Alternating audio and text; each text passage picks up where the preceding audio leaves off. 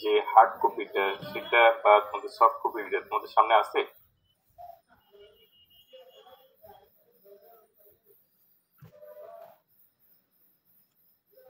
Hello,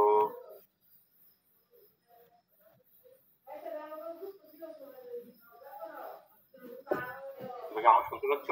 আচ্ছা sir. আচ্ছা হ্যাঁ স্যার আছে।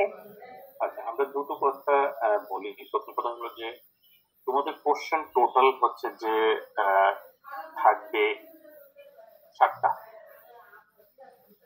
7টার মধ্যে আমাদের চ্যাপ্টার, প্রত্যেকটা চ্যাপ্টার থেকে ডেফিনেটলি দুটো করে থাকবে। চ্যাপ্টার 1 দুইটা, 2 দুইটা এবং 3 দুইটা। এবং আরেকটা কোশ্চেন থাকবে যে কোনো একটা চ্যাপ্টার থেকে, যে কোনো একটা চ্যাপ্টার থেকে আরেকটা কোশ্চেন থাকবে। তো তোমাদের কোশ্চেন অ্যান্সার করতে হবে 7টা থেকে কয়টা?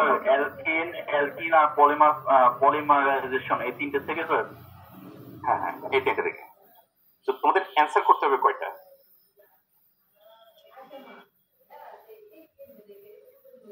তোমাদের কোশ্চেন অ্যান্সার করতে হবে কয়টা জানো? মেবি 4টা স্যার। 4টাই মেবি না, এটা মিটছে 4টা। সো এই 4টা হলো 2 ঘন্টা, 2 আওয়ার্স। এখন প্রশ্নটা হলো যে তোমরা 3 চ্যাপ্টার পড়বা নাকি তোমরা 2 চ্যাপ্টার পড়বা?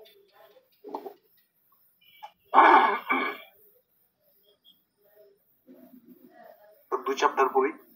তাহলে 2 চ্যাপ্টারে ভালো করে পড়ি।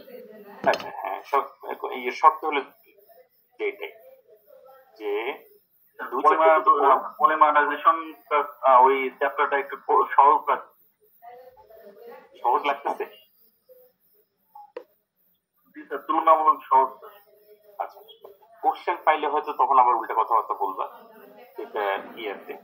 তো সেই দিক থেকে যদি হয় তাইলে তোমাদের দুটো চ্যাপ্টার পড়েই তোমরা 4টা কোশ্চেন অ্যান্সার করতে পারো। এখন সেই কোশ্চেন গুলোর মধ্যে আমরা যখন দুটো চ্যাপ্টার পড়ে 4টা কোশ্চেন অ্যান্সার করবো, সেই এখন তোমরা বলো তাহলে কোন চ্যাপ্টার গুলো তোমরা পড়তে চাচ্ছ। মানে আমরা একটা চ্যাপ্টার তো শেষ করে রাখছি, আর এই যে দুইটা চ্যাপ্টার, এই দুইটা চ্যাপ্টারের কোনটা তোমরা পড়তে চাচ্ছ, যেখান থেকে তোমাদের টোটাল প্রথমটা থেকে 2টা আর এখানে যে কোনো চ্যাপ্টার থেকে 2টা, এরকম ভাবে তখন তোমাদের 4টা কোশ্চেন। তাহলে একটা চ্যাপ্টার পুরো বাদ যাচ্ছে, ওটার পড়ারও দরকার নেই, ওটার দিকে যাওয়ারও দরকার নেই।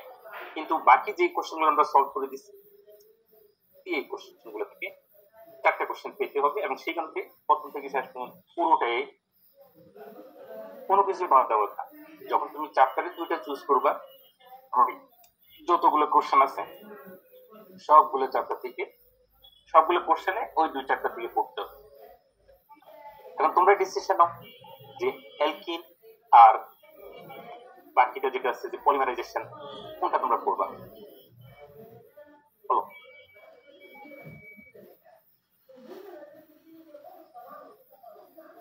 এখন কেউ একজন বলছে পলিমারাইজেশন, কিন্তু সবাইকে পলিমারাইজেশন করতে দিচ্ছ, তাইলে আমি পলিমারাইজেশন সলভ করে দিই।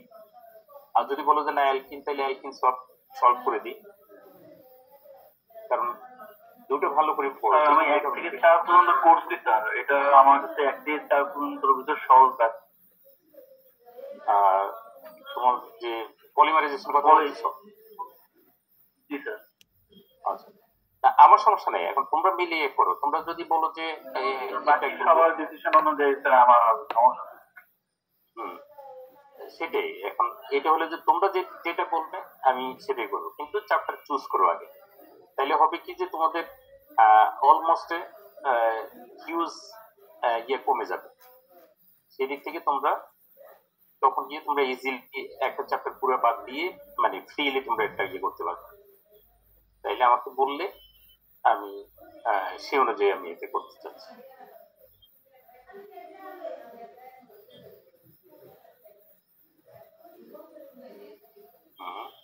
আচ্ছা, আমরা এক কাজ করি, যেহেতু তোমাদের মনে হয় তোমরা একটা এই পলিমারাইজেশন চ্যাপ্টারটা ইয়েতে করে আসছো আর কি, বুঝছিলে না তোমরা পলিমারাইজেশন চ্যাপ্টারটা?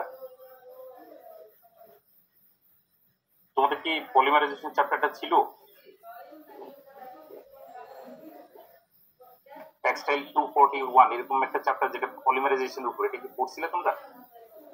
জি স্যার, এটা তো আমাদের এখন ওই সাবজেক্টে সাবজেক্ট আছে। আচ্ছা, তাহলে আমরা পলিমারাইজেশন চ্যাপ্টারটা করি, যাতে কিছুটা হলে তোমাদের তো ওখানকার অন্তত আইডিয়া কিছুটা হলেও আছে।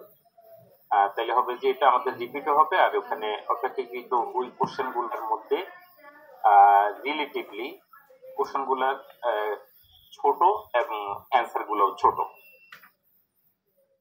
কি বলো?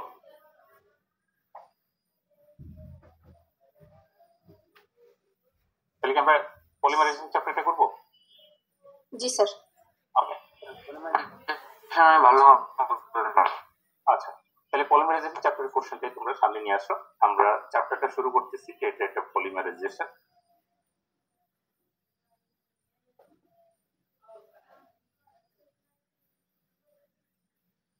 আবারও বলতেছি, একদম প্রথম থেকে শেষ পর্যন্ত কোনো কিছুই বাদ দেওয়া যাবে না, জাস্ট পুরোটাই করতে হবে, যেহেতু তোমরা অলরেডি চুজ করে ফেলছো। ওকে, কোশ্চেন 1। আমরা কোশ্চেন 1 এর মধ্যে কোশ্চেন 1 এর এর মধ্যে প্রথমে আমরা বলি, এখানে দেখো লেখা আছে draw the repeat unit of the following polymers. এখানে যেই পাঁচটা দেওয়া আছে সবগুলো পলিমার দেওয়া আছে। সো আমাদের যে রিপিট ইউনিট গুলো আমরা এখান থেকে পাবো, সেই রিপিট ইউনিটটা হচ্ছে আসলে পলি ছাড়া বাকি যেই কম্পাউন্ডটা তার কাছ থেকে। যেমন আমাদের এখানে প্রথমটা কি আছে, পলি প্রোপিন, তার মানে এটা হচ্ছে পলিমার। তাহলে আমরা রিপিট ইউনিট পাবো মনোমার থেকে। এই মনোমার হচ্ছে যে পলি ছাড়া বাকি যে কথাটা আছে তার থেকে, মানে এখানে সবগুলোতে যখন পলি আছে, পলি বাদ দিয়ে যেই অংশটা থাকবে সেটা আসলে মনোমার, আর ওই মনোমার থেকে আমরা রিপিট ইউনিট পাবো। তাহলে আমাদের প্রথমটা হচ্ছে যে প্রোপিন। তাহলে আমরা এক নাম্বারটা সলভ করি।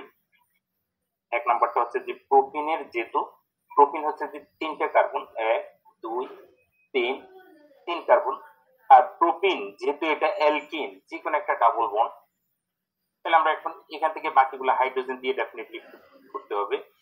এখানে হাইড্রোজেন, আর এটা হচ্ছে যে CH2। যদি আমরা এই কম্পাউন্ডটাকে, এই যে প্রোপিন কম্পাউন্ডটাকে যখন আমরা পলিমার ফর্মে লিখবো, তখন আমরা আসলে লিখি কিভাবে, যে সি ডাবল বন্ড সি, উপরে একটা হাইড্রোজেন, নিচে একটা হাইড্রোজেন, উপরে একটা হাইড্রোজেন, নিচে হচ্ছে যে CH3। এটা হচ্ছে যে আমাদের প্রোপিন। আমরা এখন পর্যন্ত যেটা এখান থেকে লিখতেছি, এই এটা হচ্ছে প্রোপিন নিচে। এইভাবে আমরা প্রোপিনটা লিখতে পারি, মানে উপরের এই কম্পাউন্ডটাকে আমরা এইভাবে লিখতে পারি।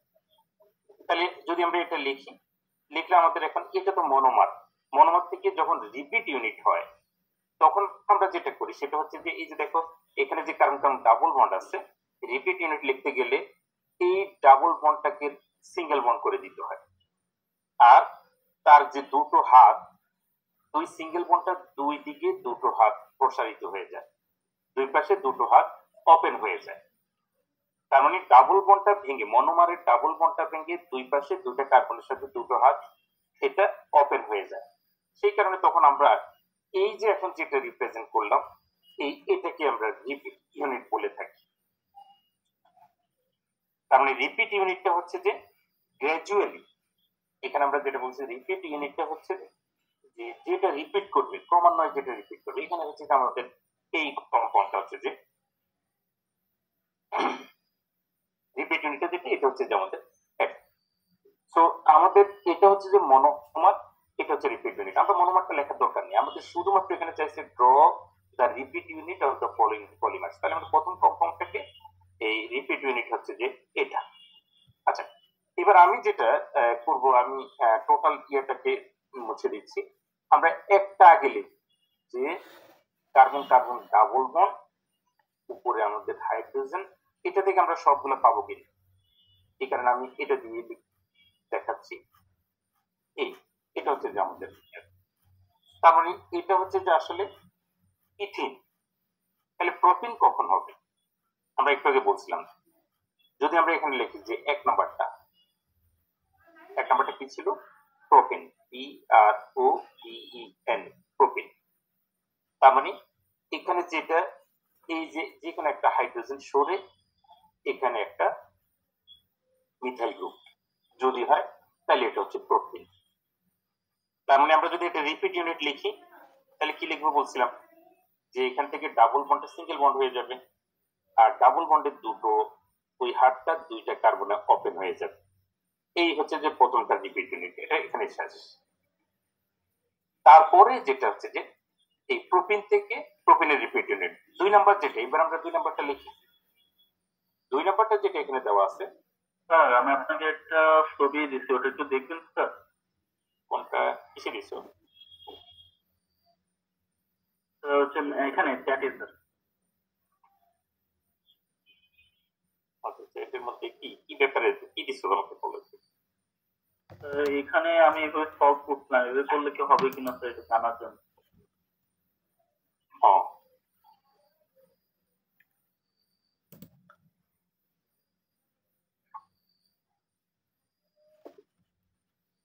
আচ্ছা আমি এটা ইয়েতে পরে এটা দেখতেছি, এখন তো আমি দেখে যেতে চাচ্ছি না। আচ্ছা তুমি এটার সাথে জুমের ভিতরে স্যার। আচ্ছা ঠিক আছে, আমি বুঝতে পারছি। একটু ফাইল রাখেন জন্য। আচ্ছা তুমি আমি যেটা করতেছি এটা ক্লিয়ার করো, যদি দেখো যে এটাতে তোমার ইয়ে হচ্ছে না তাহলে তোমারটা ইয়ে করো। সো আমাদের এটা হচ্ছে যে 1 নাম্বার হচ্ছে যে প্রোপিনের রিপিট ইউনিট হচ্ছে যে একের অ্যান্সার এটা লিখে নাও। এবার আমরা 2 এর অ্যান্সার হচ্ছে যে 2, আমরা এখন 2 নাম্বারটা লিখতেছি এখানে। 2 নাম্বারটা হচ্ছে যে পলিক্লোরোইথিন, তার মানে ক্লোরোইথিন, আর সেই জায়গাতে 2 এর অ্যান্সার হচ্ছে এই যে মিথাইল গ্রুপটা, শুধু এই জায়গাটা চেঞ্জ হবে সবগুলোর ক্ষেত্রে, আর অন্য কিছু চেঞ্জ হবে না। দেখো মিথাইল গ্রুপটা যেটা আছে এই জায়গাতে আমরা একটা ক্লোরিন দিয়ে দিচ্ছি, তার মানে মিথাইল গ্রুপের জায়গাতে আমরা ক্লোরিনটা অ্যাড করে দিচ্ছি। তাহলে যদি এখানে ক্লোরিন অ্যাড করি তাহলে এটা হচ্ছে যে ক্লোরোইথিন, তার মানে পলিক্লোরোইথিনের রিপিট ইউনিট হচ্ছে যে এটা, এই কারণে এটাকে আমরা 2 নাম্বার বললাম। 2 নাম্বার যেটা তার রিপিট ইউনিট হচ্ছে যে এটা পলিক্লোরোইথিন। 3 নাম্বারটা যেটা আছে দেখো, 3 নাম্বারটা হচ্ছে পলিইথিনল, তার মানে 3 নাম্বারটা যদি আমরা এখন দেখাই এখান থেকে আমাদের আগের মতো এই ক্লোরিনটা চলে যাবে পলিইথিনল, তার মানে এখানে একটা অ্যালকোহলিক গ্রুপ চলে আসবে। এই এটা হচ্ছে যে 3 নাম্বারের অ্যান্সার। 3 নাম্বারের রিপিট ইউনিট হচ্ছে যে পলিইথিনলের রিপিট ইউনিট হচ্ছে যে এটা। এবার আমরা 4 নম্বরে আসি। এখান থেকে আমরা যখন 4 নম্বর লিখব, 4 নম্বর হচ্ছে যে 1 এই 4 এর মধ্যে আমরা যেখানে এই OH এর পরিবর্তে এখানে 4 দেখো পলিপ্রোপিনামাইড, তার মানে এই জায়গাতে একটা অ্যামাইড গ্রুপ চলে আসবে CONH2, এটা হচ্ছে যে 4 এর অ্যান্সার পলিপ্রোপিনামাইড রিপিটিং। তারপরে হচ্ছে যে 5 এর কোশ্চেনটা হচ্ছে যে আমরা এখান থেকে একই রকম ভাবে এটা আমরা মুছে দিই, এটা আমরা মুছে দিই। 5 নাম্বারটা হচ্ছে যে এখানে যেটা এখানে একটা স্টাইরেন, এটা আমরা 2 ভাবে লিখতে পারি, যে হয় এইভাবে, এটাকে যদি আমরা স্কেলিটাল ফর্মুলাতে লিখি এটা, এই জাস্ট এটা স্টাইরেন মানে একটা ফিনাইল গ্রুপ, সুতরাং এটাকে আমরা ফিনাইল ইথিন বা অন্য নামে আমরা স্টাইরিন বলে থাকি। এই এটার পরিবর্তে কখনো কখনো কেউ এরকম লিখতে পারে যে এটার পরিবর্তে C6H5 এটাও লিখতে পারে। সুতরাং দুইটা যে কোনো অ্যাকসেপ্টেবল। আমরা মনে করি প্রথমটা যেটা লিখছি সেটাই বেটার, যে এটা হচ্ছে কি। সুতরাং এই রিপিট ইউনিট হচ্ছে কি, এই ধরনের আমরা যখন রিপিট ইউনিট লিখবো জাস্ট প্রথমে আমরা এখানে মনোমারটা বের করবো, মনোমার থেকে রিপিট ইউনিটটা বের করবো। রিপিট ইউনিটের মধ্যে শুধু একটা যে ডাবল বন্ড যেটা আছে মনোমারের মধ্যে সেই ডাবল বন্ডটা সিঙ্গেল বন্ড হয়ে যাবে, এবং যে 2টা কার্বনের সাথে ডাবল বন্ড যুক্ত ছিল সেই 2টা কার্বনের দুটো হাত ওপেন করে দিতে হবে। এটা হচ্ছে রিপিট ইউনিট। আমরা এখন যতটুকু করলাম রিপিট ইউনিট আসলে অ্যান্সার করতে পারবা?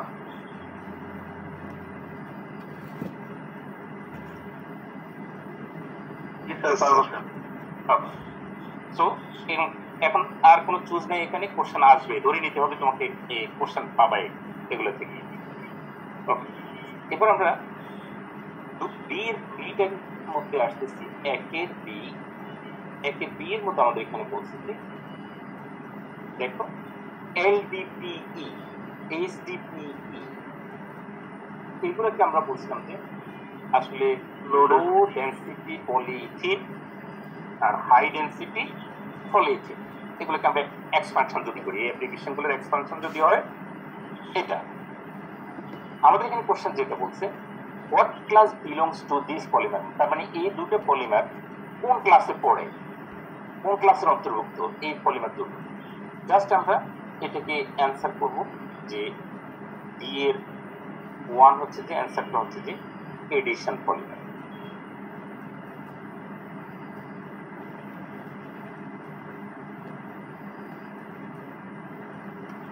Addition polymer. আর নিচের 2 নাম্বারটা অ্যান্সার হচ্ছে দেখো write the use of this polymers. এটা আমি এখানে লিখে দিচ্ছি, দেখো শীট। কেন শীট? শীটের মধ্যে দুইটারে ইউজ দেওয়া আছে, দেখতে যে তোমরা শীট খুললেও দেখবে যে ওই দুইটার ইউজ আছে। আমি ইউজটা বলিয়ে দিচ্ছি যে এলডিপি ইউজ করা হয় পলিব্যাগ হিসাবে, যে শপিং পলিব্যাগ হিসাবে এলডিপি ইউজ করা হয়, আর এইচডিপি ইউজ করা হয় ফেড বোতল তৈরি করার জন্য। ফেড বোতল তার মানে আমাদের সফট ড্রিঙ্কসের যে বোতলগুলো, এই বোতলগুলো তৈরি করার জন্য আমরা এইচডিপি ইউজ করি, আর শপিং ব্যাগের জন্য আমরা সাধারণত এলডিপি ইউজ করি। সেগুলো বাদ যাবে আমাদের, আমরা ইউজ করি পলিথিন, যেমন পলিথিন, এটাই এই দুটো ইউজ এই ওখান থেকে তোমরা ফ্লেক্সিবল সুতরাং ওখানে যে হ্যাঁ যেটার মধ্যে তোমার পাইপ, তারপর হচ্ছে যে পেট বোতল, এগুলা ওখান থেকে ইয়েতে করতে হবে, যে কোনো দুইটা। ওদের এখানে দুইটার বেশি সাধারণত দেওয়া দরকার নেই, মার্কস ওইভাবে থাকে। এক নম্বর একের বিশ্বাস। এবার আমরা 2 নম্বরে আসি। 2 কোশ্চেন এ আমরা লিখি। দেখো এখানে লেখা আছে write an equation for the formation of PVC, that means polyvinyl chloride from vinyl chloride or chloride. একটু আগে আমরা বলছিলাম, দেখো তো 2 এর মধ্যে একের এই 2 এর মধ্যে আমরা কিন্তু পিভিসি লিখছিলাম। তাহলে পিভিসি কি ছিল? যে ডাবল বন্ড সি, উপরে হাইড্রোজেন, নিচে হাইড্রোজেন, উপরে হাইড্রোজেন, আর নিচে কি ছিল বলতো পিভিসিতে?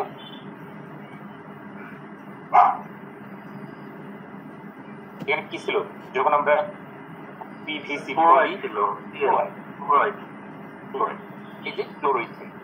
তাহলে আমরা এটা লিখলাম। এটার থেকে আমাদেরকে বলছি কিভাবে এটা থেকে পলিভিনাইল, এটা হচ্ছে ভিনাইল ক্লোরাইড, এটা থেকে কিভাবে পলিভিনাইল ক্লোরাইড তৈরি হয় সেই রিঅ্যাকশনটা। মানে আমরা রিঅ্যাকশন লিখে এটাকে অ্যারো দাও, অ্যারো দিয়ে আমরা প্রথমে রিপিট ইউনিট লিখবো। রিপিট ইউনিট কিভাবে লিখবো? এই যে কার্বন কার্বন ডাবল বন্ডটা সিঙ্গেল বন্ড হয়ে যাবে, দুই পাশে দুইটা হাত ওপেন হয়ে যাবে, এজ ইউজুয়াল উপরে নিচে যা আছে আগের মতোই আমরা এটাকে লিখে নিব।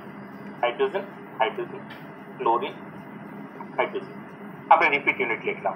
তা আমাদের পলিমার তৈরি হওয়ার বিক্রিয়াটা হচ্ছে যে মনোমার থেকে প্রথমে রিপিট ইউনিট, তারপরে রিপিট ইউনিটকে আমরা এখানে যেহেতু এন সংখ্যক, এটাকে আমরা এন সংখ্যক দিয়ে দিবে। তার মানে আমাদের এখন এখানে এন সংখ্যক রিপিট ইউনিট নিয়ে এন সংখ্যক মনোমার থেকে পলিমার তৈরি হবে।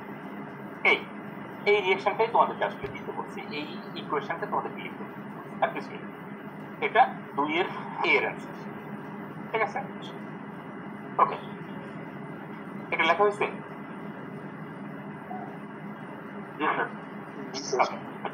তাহলে আমরা এবার 2 এর বি তে যাচ্ছি। 2 এর বি তে বলা আছে যে why do waste used polyalkene is causes problem in a landfill site and incineration। আমি কোশ্চেনটাকে বুঝে বলি। বলা হচ্ছে যে পলিঅ্যালকিনের যে ওয়াস্টেজ গুলো থাকে, তার মানে আমরা পলিমারের যে ওয়াস্টেজ গুলা বা এই যে পলিথিনের যে ওয়াস্টেজ গুলা, এগুলা প্রবলেম তৈরি করে। এগুলো প্রবলেমের কারণ কিসের প্রবলেম কারণ, কেন এগুলো প্রবলেম কারণ হয়ে ওঠে?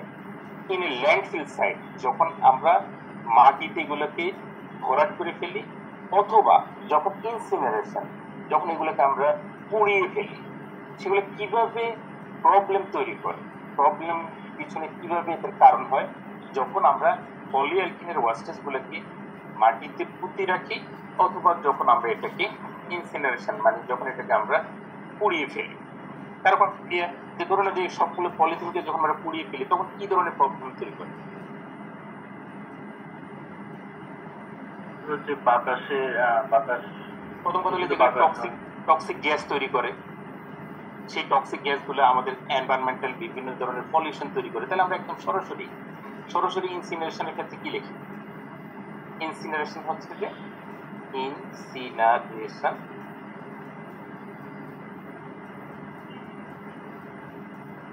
ইনসিনারেশন এটা হচ্ছে যে causes of environmental problem. Environmental problem. এটা ইনসিনারেশন হলে যে ইনসিনারেশন এটা এই লাইনটা লিখবে যে ইনসিনারেশন কি হয়? Incineration causes of environmental problem. এক কথা শেষ, বাড়তি কিছু লেখার দরকার নেই। আর কেউ যদি মনে করো যে আরো ডিটেলস লিখবে তাহলে সে লিখতে পারো যে produce incineration produce toxic and poisonous gas which causes the environmental problem. মানে এটা যদি লিখতেছো, আর যদি শর্ট ফর্মে লিখতেছো জাস্ট কজেস এনভায়রনমেন্টাল প্রবলেম। ওকে, ল্যান্ডফিল সাইটের মধ্যে কি লিখবা?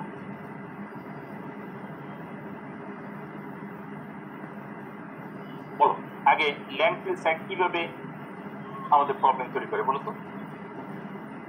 স্যার এটা তো পচে না, পচে না, এক্স্যাক্টলি এটা পচে না। মানে আমরা প্রথমে লিখবো যে পলিঅ্যালকিনস ওয়াজ বায়োডিগ্রেডেবল নাকি নন বায়োডিগ্রেডেবল? Non biodegradable. তাহলে নন বায়োডিগ্রেডেবল যদি হয় তাহলে তুমি যে মাটির নিচে যেখানে তাকে রেখে দিচ্ছ তার মানে সেই জায়গাটা কি সে অকুপাই করে ফেলে না? সেই জায়গাটা তো কখনো ফ্রি হয় না, ফ্রি হয়।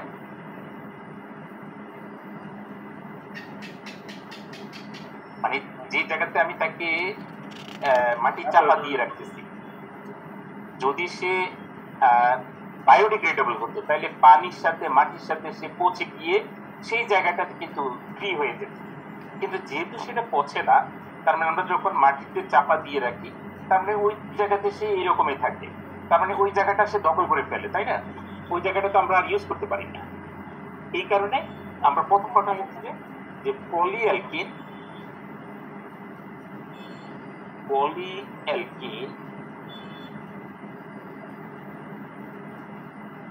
waste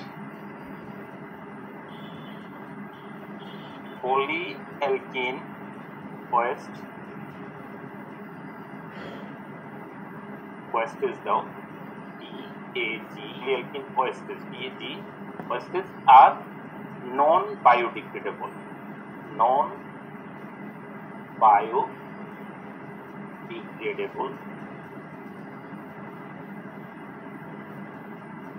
polyalkene wastes are non biodegradable and occupy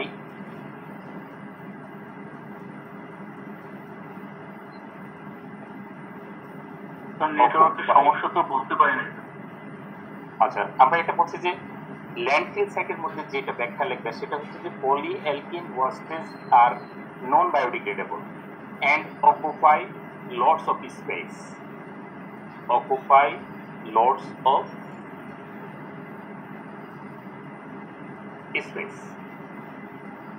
just এটাই যে ল্যান্ডফিল সাইট যে এটার কারণটা কি হয়, কিভাবে দূষিত করে? এটা polyalkene wastes are non biodegradable and occupy lots of space.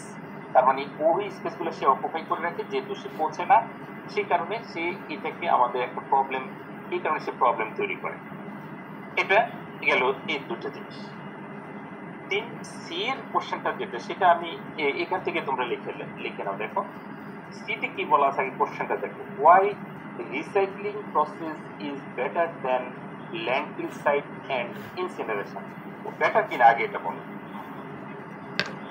Recycling process better কিনা? Yes sir, 100% better. আচ্ছা, কিভাবে বেটার, আমরা কিভাবে এটাকে ব্যাখ্যা করতে পারি যে এই দুটো পদ্ধতি থেকে ল্যান্ডফিল সাইট এবং ইনসিনারেশন থেকে রিসাইক্লিং প্রসেসটা বেটার? আমরা যদি দুটোকে একসঙ্গে কোরিলেট করি, প্রথমত ইনসিনারেশন আমরা কি এনভায়রনমেন্টাল প্রবলেম তৈরি করি, কিন্তু রিসাইক্লিং প্রসেসে কোনো এনভায়রনমেন্টাল প্রবলেম হচ্ছে না। ল্যান্ডফিল সাইটে সে কি করে নন বায়োডিগ্রেডেবল হওয়ার কারণে স্পেস অকুপাই করে, কিন্তু সেটা রিসাইক্লিং প্রসেসে করে না। তাহলে রিসাইক্লিং প্রসেসের আবার দুই একটা কথা বলবো। রিসাইক্লিং প্রসেসে save money, save raw materials, এটা ঠিক আছে কিনা বলতো? কারণ রিসাইক্লিং প্রসেসে তোমার র ম্যাটেরিয়ালস তো আগেরটাই, তাই না? ওটাই তো তুমি রিসাইকেল করছিস। তার মানে এটা কি তোমার সেটা র ম্যাটেরিয়ালস, যে সোর্স অফ র ম্যাটেরিয়ালস কি এটা সেভ করে না? নতুন নতুন র ম্যাটেরিয়ালস দরকার নাই, আগে যেগুলো তৈরি করে ফেলছো সেগুলো থেকে আবার নতুন করে তোমার প্রয়োজন অনুযায়ী নতুন জিনিস তৈরি করতেছো। তাহলে আমাদের র ম্যাটেরিয়ালস যেগুলো, সেই র ম্যাটেরিয়ালস ইউজ হয়, নতুন করে কোনো র ম্যাটেরিয়ালস দরকার হয়। তার মানে সেই দিক থেকে সেটা কি মানি সেভ করে। এখন এই তিনটে মিলে কি লিখবো বলো? ইনসিনারেশনের একটা কথা লিখবা, ল্যান্ডফিলের একটা, যেটা আমরা বি তে লিখে ফেলছি অলরেডি, এই দুইটা লিখবা। আর রিসাইক্লিং প্রসেসের ক্ষেত্রে কি লিখবা? Save, save money, save raw materials. আর কিছু দরকার আছে? আর কিছু লেখা দরকার নেই। কথাটা বুঝছো কিনা? না, বুঝি নাই। রিসাইক্লিং প্রসেসের মধ্যে যে কোশ্চেন সি, 2 এর সি, ইনসিনারেশনের জন্য তুমি একটু আগে বি এর মধ্যে লিখছো, ওটা লেখা। ল্যান্ডফিলের জন্য যেটা লিখছো সেটা লেখা। আর রিসাইক্লিং প্রসেসের জন্য কি লেখা? Save money, save raw materials. ল্যান্ডফিলের জন্য সেম, ইনসিনারেশনের জন্য same. Save money, save raw material. হ্যাঁ, সেম, যেটা তুমি বি এর মধ্যে যেটা লিখছো, বি এর মধ্যে যেটা লিখছো। আর রিসাইক্লিং প্রসেসের দুটো লাইন লিখবে, একটা হচ্ছে যে it save money, recycling process save money and recycling process একটা কি বলছিলাম? save raw materials, ঠিক আছে? সো রিসাইক্লিং প্রসেসের কোশ্চেন 2 এর অ্যান্সার দিতে সি এর অ্যান্সারটা জাস্ট লিখে লিখতে হলো কিছু।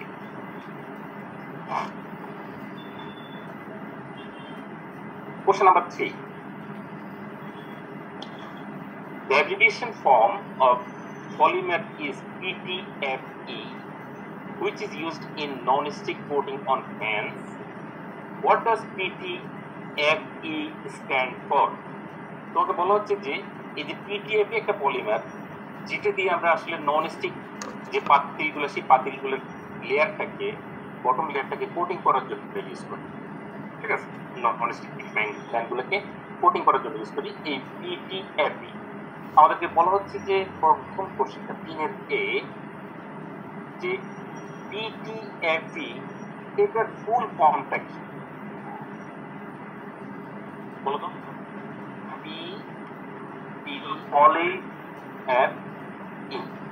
হ্যাঁ, পলি পলি পলি পলিটেট্রা ফ্লোরোইথিলিন, টেট্রা ফ্লোরোইথিলিন, ফ্লোরো ইথিন লেখা, যদি ইথিলিন একই কথাই, এখন আমরা ইথিন লিখি, পলি টেট্রা ফ্লোরো ইথিলিন। তো এটা 3 এর এ শেষ, পলি টেট্রা ফ্লোরো ইথিন। এবার আমাদের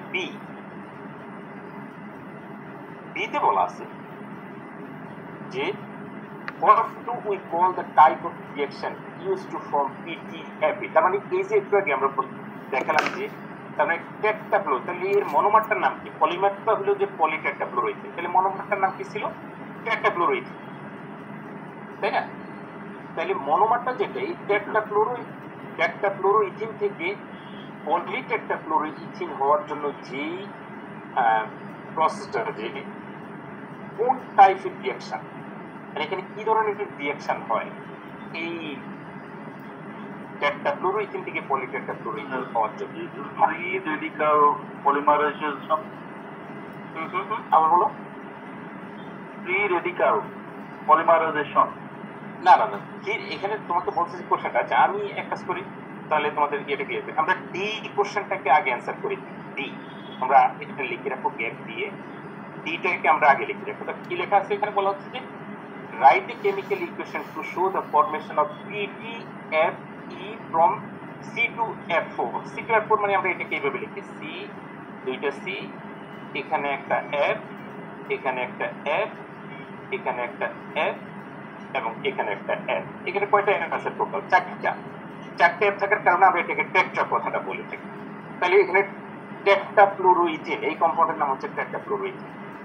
এখান থেকে যখন পলিটেট্রাফ্লুরোইথিন হবে, তাহলে আমরা বুঝলাম যে কার্বন আগে রিপিট ইউনিটটা, দুই পাশে দুইটা হাত, উপরে একটা ক্লোরিন, এখানে উপরে একটা ক্লোরিন, এখানে নিচে ক্লোরিন, এখানে নিচে ক্লোরিন। তাহলে আমরা পলিগুলো এটাকে আনতে হবে এই পাশে এন দিয়ে লিখতে হবে। এখন চারের মধ্যে দেখো তো এই রিঅ্যাকশন এটা কি এডিশন নাকি সাবট্রাকশন নাকি ডিসপ্লেসমেন্ট, কোন ধরনের এটা?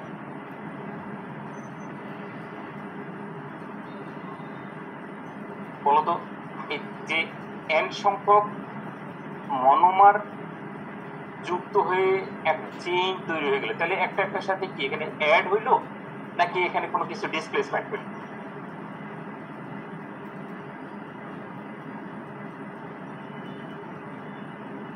এটা কি অ্যাড রিঅ্যাকশনটা কি এডিশন নাকি ডিসপ্লেসমেন্ট নাকি অন্য কোনো কিছু? বলতো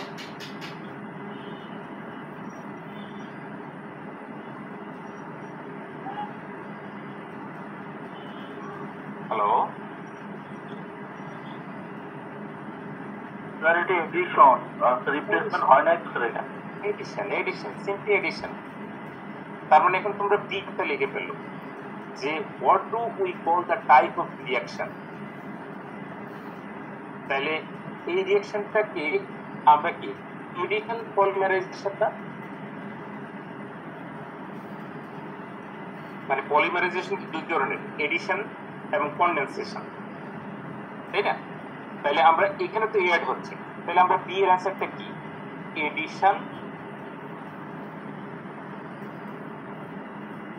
এডিশন পলিমারাইজেশন।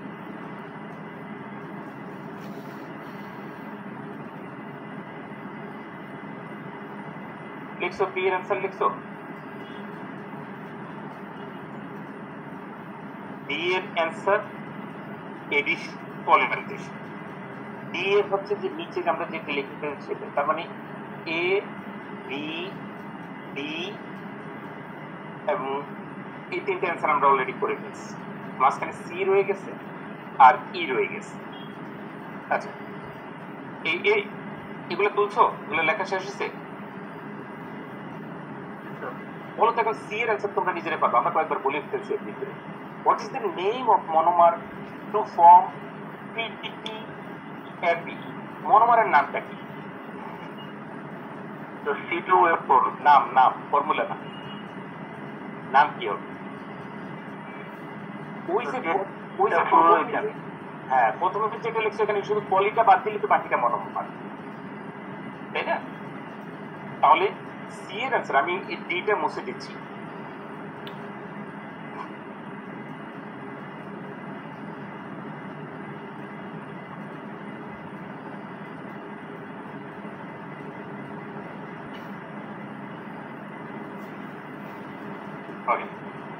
আমি সি এর অ্যান্সারটা লিখতেছি। সি এর অ্যান্সারটা হচ্ছে যে জাস্ট এখানে tetra, TETRA, tetra fail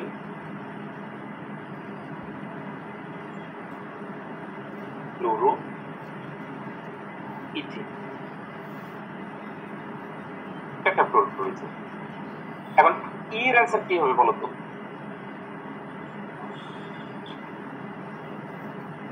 Draw the structure of the repeat unit of PTFE.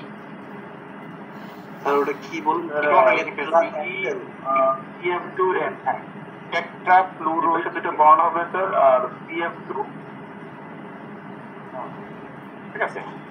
ই হচ্ছে যে জাস্ট এটা, যে আমরা এটা এর ভিতরে আছে, ই এর ভিতরে অ্যান্সারটা আছে, তারপর আমরা লিখে দিচ্ছি যে সি, সি উপরে একটা এফ, উপরে এফ, নিচে এফ, নিচে এফ, এফ, দুই হাতে দুইটা হাত ওপেন হয়ে গেল। তাহলে এই অংশটুকুই শুধুমাত্র কি, এটাই আসলে রিপিটিভ। পলি একটা ফ্লোরো ইথেনের রিপিটিভ রিলেশন।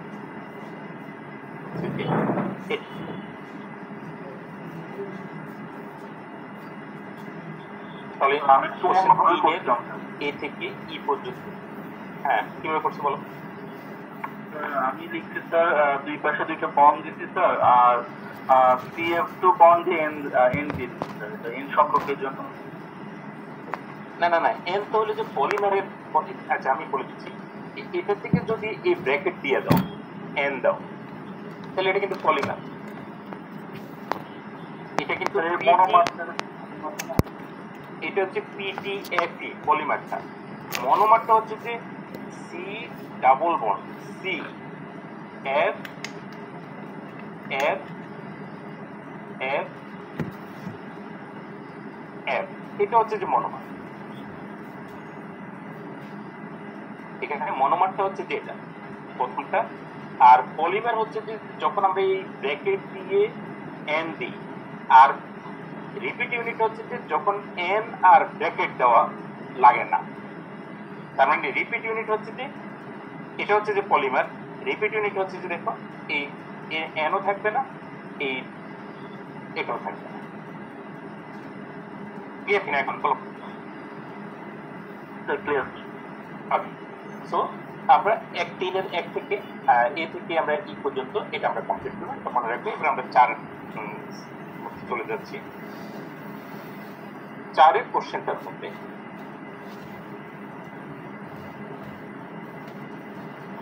বলা আছে যে why does polyethanol identify as water soluble addition polymer? আমরা ক্লাসে একদিন বলছিলাম যে কোনো একটা কম্পাউন্ড যদি ওয়াটার সলিবল হতে হয়, তাহলে সেই কম্পাউন্ড যখন ওয়াটারের সাথে প্রচুর পরিমাণে হাইড্রোজেন বন্ড তৈরি করবে, তখনই মাত্র সে ওয়াটারে সলিবল হবে, আদারওয়াইজ সে সলিবল হবে না।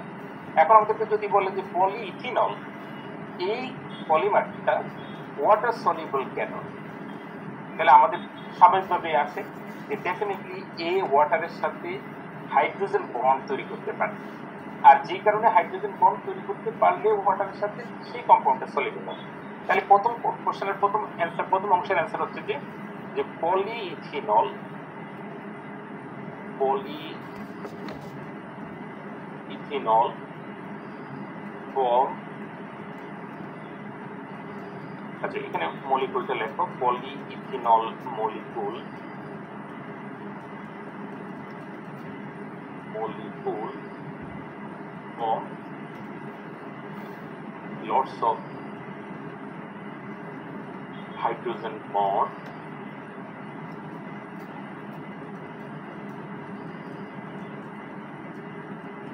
lots of hydrogen bonds with water molecule.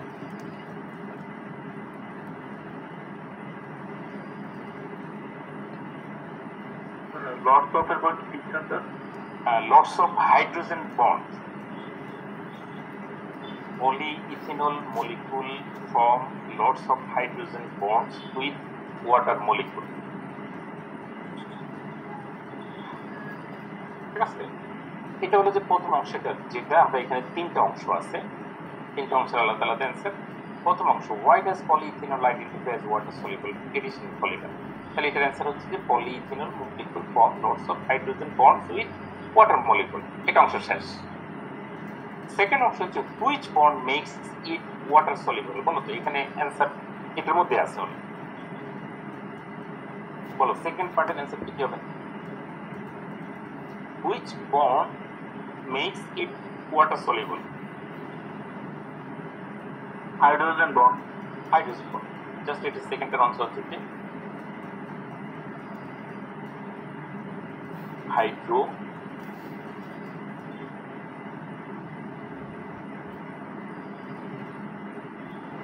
Hydrogen bond. এটা হলো সেকেন্ড পোর্শনের অ্যান্সার, এটা জাস্ট হাইড্রোজেন বন্ড। লাস্ট হচ্ছে write down 3 degree of polyethylene polymer.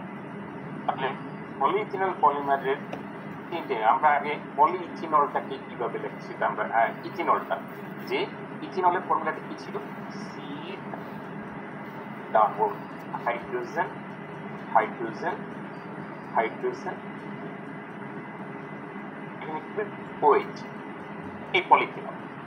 তাহলে এটা রিপিট ইউনিট কি হবে লেখো, এটা সিঙ্গেল বন্ড হয়ে যাবে, সিঙ্গেল বন্ডটা ডাবল বন্ডটা, তারপর ভাগ করে উপরে আমরা হাইড্রোজেন দিয়ে দিব, হাইড্রোজেন নিচে একটা হাইড্রোজেন নিচে OH গ্রুপটা। এই জায়গাতে আমরা কয়টা রিপিট ইউনিট লিখলাম বলো তো?